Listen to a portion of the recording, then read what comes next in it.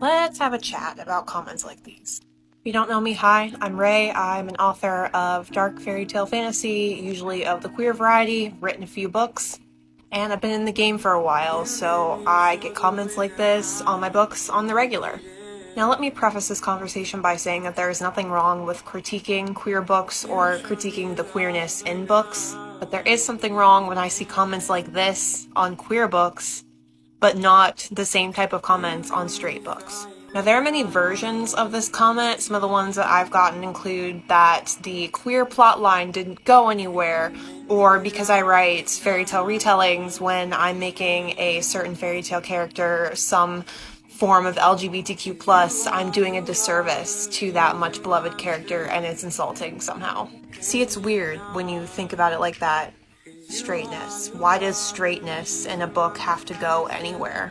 If a book isn't focused on the romance and a character just happens to be heterosexual and has a partner, but that doesn't really have a real impact on the plot, nobody blinks an eye. But if that character is queer, suddenly the book is expected to be about the exploration of their queerness. There are some books that do this. There are some books that do this really well, and that's the point of those books existing. But not every queer book owes you that or is going to be that.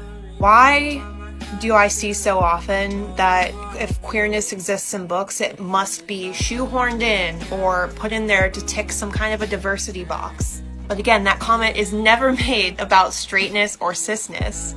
That begs the question then, what is the natural way to have queerness exist in stories without it being shoehorned in?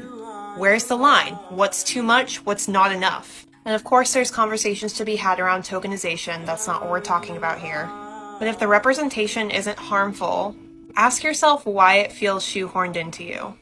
Is it because you're not used to reading books with trans characters?